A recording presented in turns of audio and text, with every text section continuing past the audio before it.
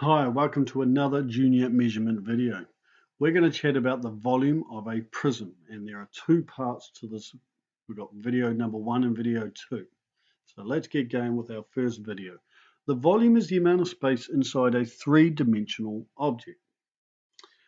This is a very famous building in New York, completed in 1902, and you're going to figure out very shortly as we talk about prisms that this building is designed simply as a prism. In fact, a lot of buildings are designed as prisms.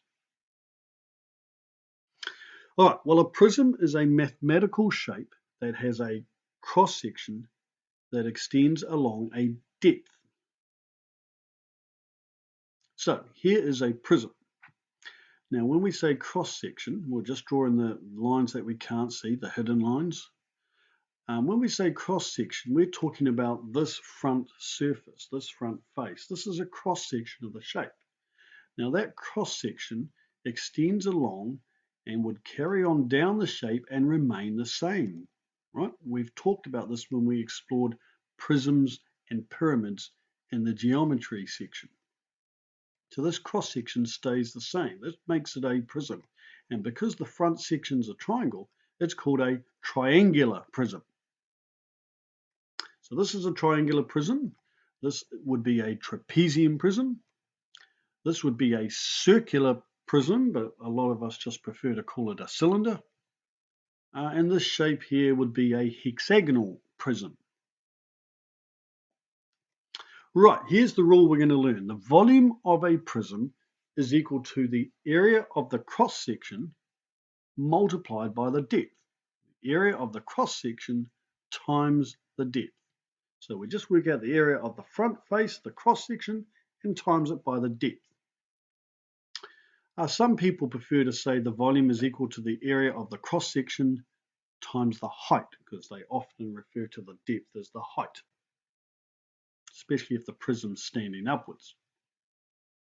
Okay, let's get into example 1. Calculate the volume of the following prism. A weird-looking prism here. Well, we've been told what the cross-section at the front is. The area of this section is 35 centimeters squared. So we've already got the cross-section at the front. So when I say the volume is equal to the area of the cross-section times the depth, well, all I need to do is take the cross-section area, which is 35, and times it by the depth, which is 10 centimeters. So 35 times 10 gives me a volume of 350 centimeters cubed. Notice I've used cube.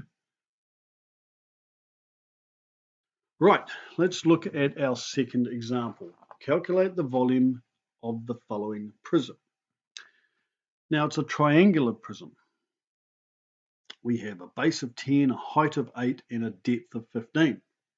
We haven't been given the area of the cross-section. We have to work that out ourselves. So the cross-section is this front section here, which is a triangle. So we're going to work out the area of the cross-section and then times it by the 15, the depth. So volume is equal to area of the cross-section times the depth. So let's start with the cross-section. It's a triangle and it has a base of 10 and a height of 8. To work out the area of a triangle, we go base times height divided by 2. We must divide 2 with triangles.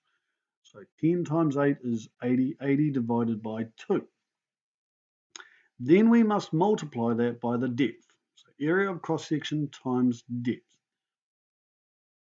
Right, let's get our calculator to make it a bit easier. So go bracket 10 times 8, divide 2, close the brackets, and then times it by the depth of 15, and that gives me 600.